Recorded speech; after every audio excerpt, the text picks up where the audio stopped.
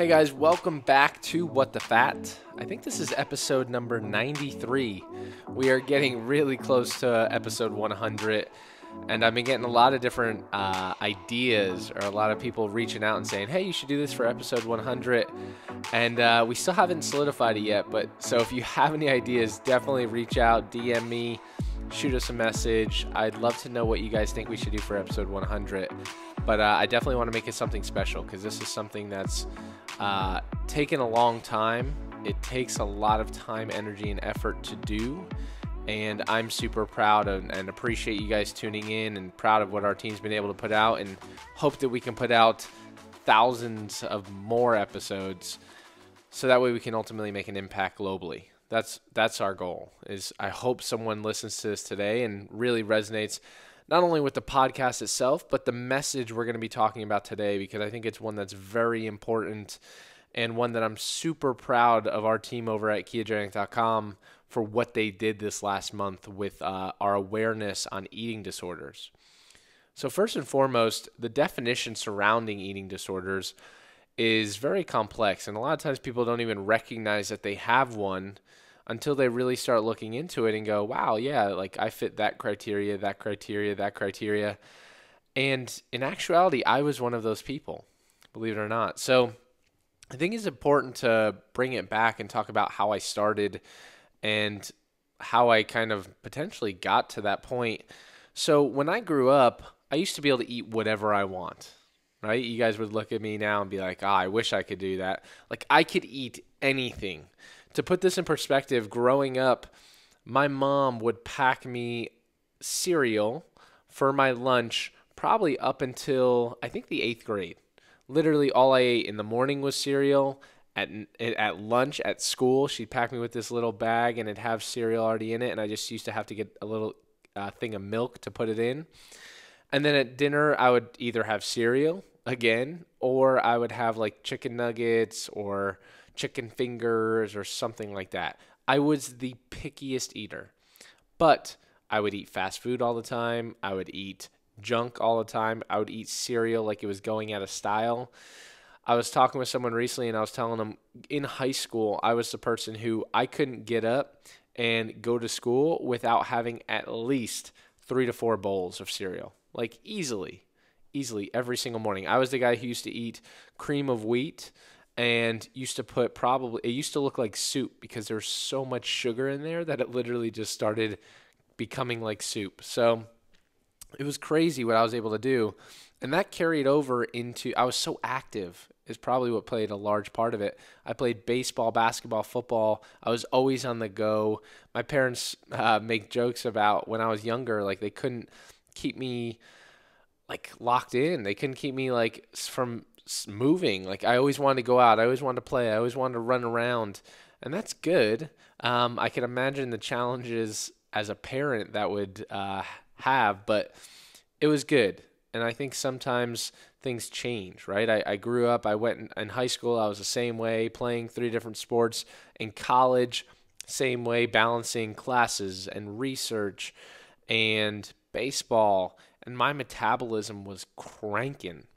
To put this in perspective, like in college, I used to drink 2 weight gainer shakes a day, which were 500 calories each, and probably, I don't even know, probably at least 100 grams of carbs each. So just in shakes, I was drinking 200 grams of just straight sugar, 1,000 calories, just trying to pack on calories because my coach always told me, you're too small, you're too small, you're too small. You need to put on size, you need to put on size. And I ate everything. Like I used to go to the cafeteria, eat as much as I could because it was buffet style. I used to go to Einstein's. There's like this little bagel place, and that was included in our meals. I used to get 2 bagels with peanut butter on them and like extra peanut butter on them. I used to eat Chick-fil-A all the time, chicken fingers, burgers, and anything you can imagine. Like I was trying to eat solely to put on weight. It didn't even, at some point, it didn't even matter if it was fat or muscle. Like I just needed to put on weight, and it never happened. Like the day we won the national championship, I weighed myself the next day and I was 165 pounds. It's crazy. Like no matter what I did, I couldn't get over that.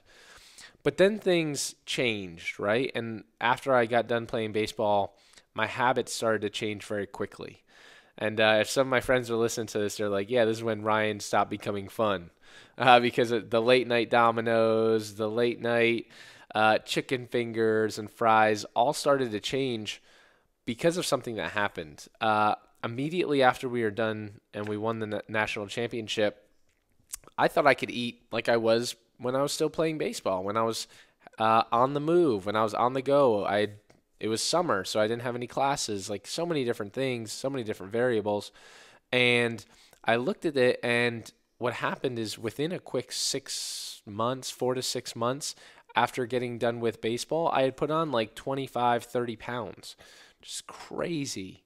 It's crazy. Like I never felt more uncomfortable in my skin than during that time period. It was the first time in my life I had been approaching 200 pounds. At one point, I actually got to 205, and I remember looking on the scale, and I was like, what the heck just happened?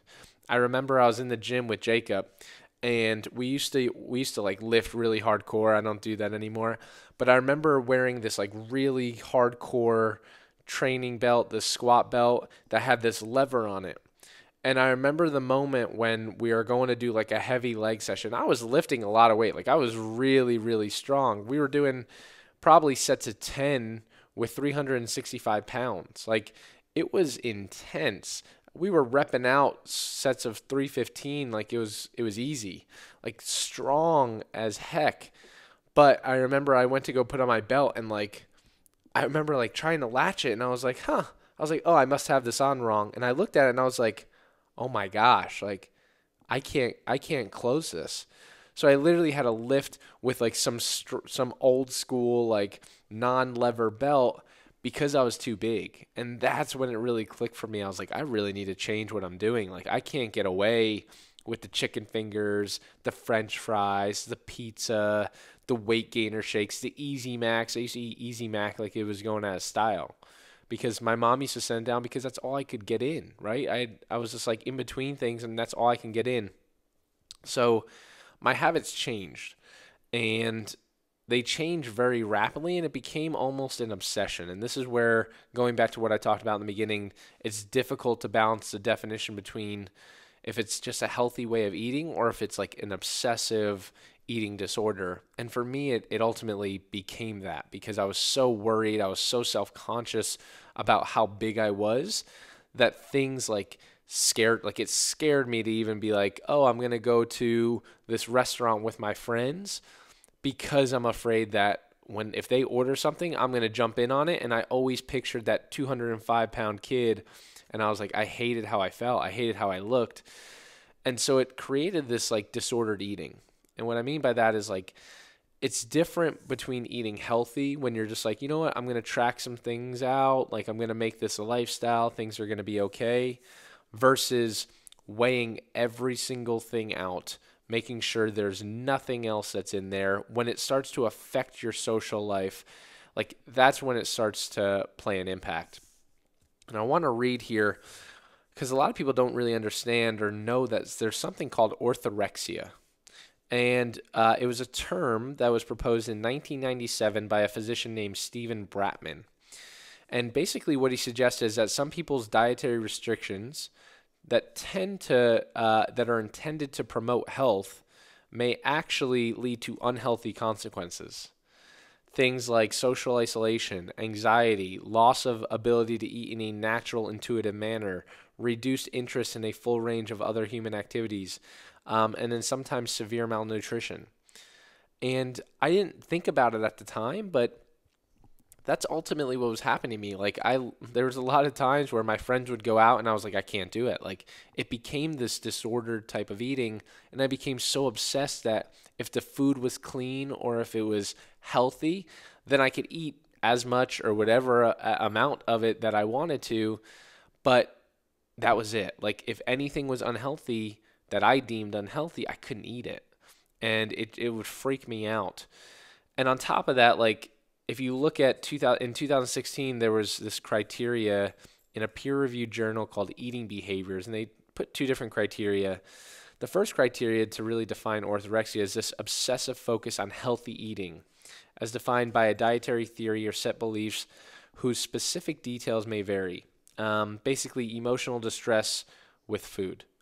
Your relationship with food shouldn't be one that's completely based on emotions and anger and frustration and joy and happiness. That's a disordered eating. That would be criteria A. And then criteria B is a compulsive behavior or mental preoccupation that becomes clinically impairing by any of the following: malnutrition, interpersonal distress, and impairment of social functioning, and positive body image, self-worth, identity, and satisfaction, completely dependent upon a healthy eating lifestyle. I literally fit into both of those. So I was obsessed. Like, even things that are really deemed healthy, things like Quest bars, like I would eat 3 of them a day. And I'm not saying anything bad about Quest bars. I love Quest bars, but like I deem them as clean. I would eat oatmeal with that basically by itself, like just with water, and because I thought it was that's clean carbs. I had very, very little fat in my diet for a period of time, which is completely opposite to how I am now. But I ultimately defined my life by my food choices, and I was like on the clock. I would make sure I timed every time I need to eat. Oh, I need to eat every 3 or 4 hours. I need to eat this amount. Weighed it out. Made sure I was eating a ton of just Greek yogurt, oatmeal, protein powder, Quest bars, and really that was it. I didn't think about it, and it didn't. I would thought, oh, I would never develop this type of disordered eating. Like, come on, I was the guy who used to eat everything. Why would it be me? And then a colleague of ours who we were working with at the time, like I saw him, and his was probably even further of a next step. And I'm not going to name him because I'm actually really proud of him, because he actually went and got help for this because he drastically needed it. And he was someone who had a very, very bad relationship with food. All he ate was oatmeal. He was very, very skinny, and he would not touch anything at all that he deemed as unhealthy. He would do squats in the bathroom just before he ate his meal because he was so worried that he would get fat from eating like a bowl of oatmeal with whey protein. He would stand up while he was eating, and then like after he was done, like do jump ropes or pull-ups, or had to do some type of activity. He was like 100 pounds, and there was something severely wrong with his approach with food, and it took him a while for him to figure that out, and I'm beyond proud because I know how difficult it is and how much that probably took of him to get help. And he's actually an RD, and he's helping so many people through those challenges himself, and I can't tell you how proud I am of him. Maybe one day I'll actually bring him on the show if he ever comes back to town. But I was looking at him, and I remember looking, I'm like, wow, he has some serious problems. And I forgot to look in the mirror. And I always wanted to help him. Like, I was like, hey, man, like, let's, like, even if I tried to offer to go out to eat or take him somewhere, it was just an absolute no-go. I remember a friend of ours tried to give him, like, a very, very small piece of chocolate, and it was the crazy, I never thought this could ever happen, but he started crying. He was like, it was almost as if someone were giving him a live tarantula to eat, and he was so afraid of it that he wouldn't even try this piece of chocolate because he deemed it as unhealthy, and it just struck him with anxiety, and it was awful. And it wasn't like, again, there's different circumstances. Like, it wasn't like he was overweight. Like, he was severely underweight, and he was just afraid to put on any type of fat. So I think it's an important piece to talk about, because I think a lot of times, like, you guys will be hearing very soon from my great friend Suzanne Ryan, Keto Karma. She opens up in our interview and when we're talking on the podcast. And I think a lot of times guys need to talk about it more, especially people who are in the health and fitness field. Like, you don't realize that the relationship with food you should have should be positive. It should never be one that's negative or filled with anger and these ups and downs of that lead you to social isolation and not able to really be a part of life and enjoy it for what it truly is. And I have the same conversation with people now that my life's completely changed being on a ketogenic diet. Like being able to put appetite back in my control is something that changed my life. And I remember very, very vividly, there was a point when I was really trying to get down from that 205, and I since have. I'm down to like 180. But I remember trying to get down to that from that 205, and I was eating, like I said, just oatmeal, whey protein, Greek yogurt, Quest bars, and there's this like healthy ice cream place here in Tampa. And this obsession with food that I used to track and weigh out all the time, and I didn't want to overeat. Once I started seeing results from that, and once I started seeing progress, it became like the opposite. It became like I used to binge on these healthy foods. Like I would eat copious amounts of healthy ice cream. I would eat copious amounts of Quest bars or healthy cookies or healthy things, and I'd eat a ton of it. And deliberately, I would never make myself throw up. I did never face that issue. But I remember one time very, very vividly. I was in the shower in college. I was in the shower, and I had just eaten a ridiculous amount of this healthy ice cream, partially because I was stressed out. I think it was like finals week. Very, very stressed out. Had a ton going on with work. Had a ton going on in my social life. And I remember eating like a pint of this healthy ice cream. And I'm sitting in the shower and my stomach is out to here and I'm bloated as can be. And I just remember like almost feeling this like hiccup, and I threw up all of this ice cream. And then I looked myself in the mirror and I'm like, what the hell are you doing? Like why do you have this relationship with food that it's either all or none? Like it's like you don't eat anything at all, like you minimize your calories, you're tracking everything, or you just binge on things that you think are healthy. And for that, like that was a big turning point in my life. It's really when I started looking more into the ketogenic diet for myself and saying, you know what, is this something I could do? Like, is this something that I could really allow myself to be stable over the rest of my life? And it's something that I'm obviously extremely grateful for, because I do think it changed my approach. I do think it's changed a lot of other people's approach and how they deal with food. And I hope this inspires more guys to even think about it, or even females as well. Like open up your mind and see how these things affect you and how they have an impact or play a role on your life, because they matter. They truly do. And they can make or break your social life and everything that you have going on. That's very, very important. So I hope a lot more guys and girls start talking about this, because it's a very big issue. And I think a lot of times people don't understand the impact that it can have not only on your social life and your physical life, but mentally what it does to you. And I really think that a ketogenic lifestyle, a ketogenic approach has really saved a lot of people from that darkness. We saw it this entire month, and that's why I said earlier, I'm super proud of the team at ketogenic.com for bringing awareness around this, and bring awareness that a ketogenic diet, a ketogenic approach could really be useful for people who suffer from some of these eating disorders, not just orthorexia, but like binge eating or anorexia, and how they can potentially benefit from that. And I was one of the people who really saw my life change when I switched to a ketogenic diet and really started having a better relationship with food, started being like, oh, cool, like this is a lifestyle. It's okay if I have this every once in a while. Oh, wow, I can make alternatives to this.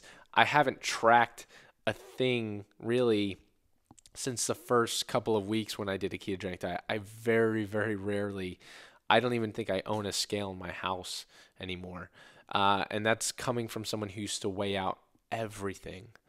And so my entire approach has completely changed.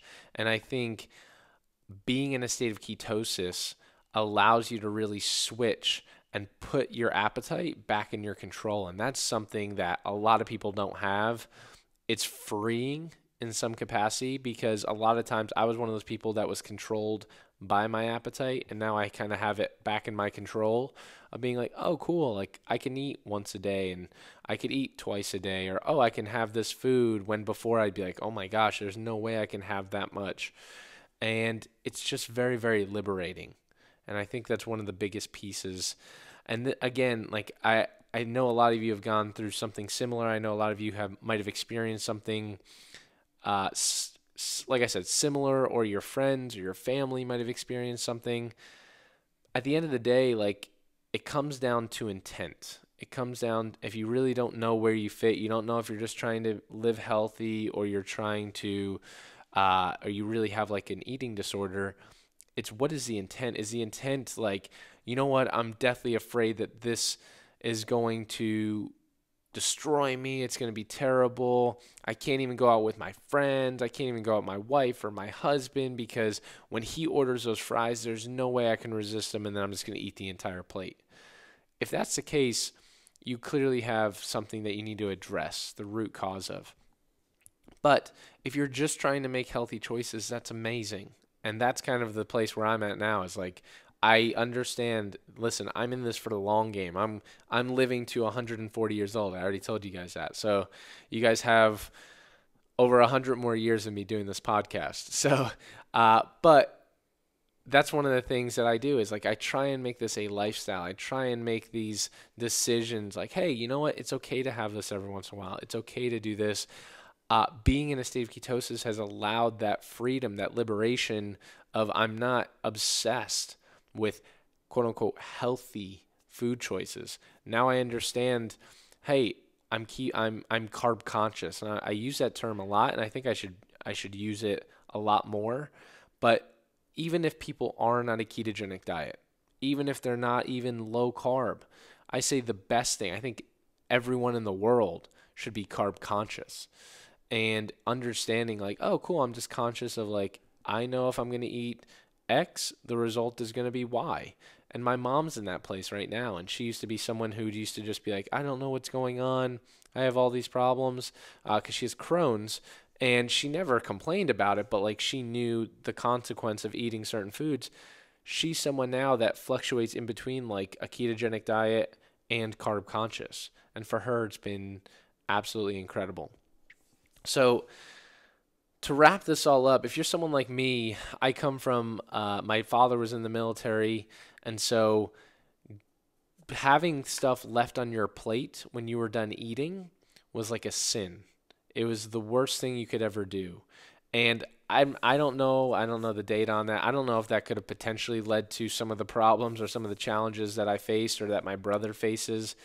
And it's something that I probably won't implement when I'm a parent, is, oh, finish everything on your plate, because I understand the context of, you don't want your children wasting anything, and there's people who are starving or would be extremely grateful for that ounce of food.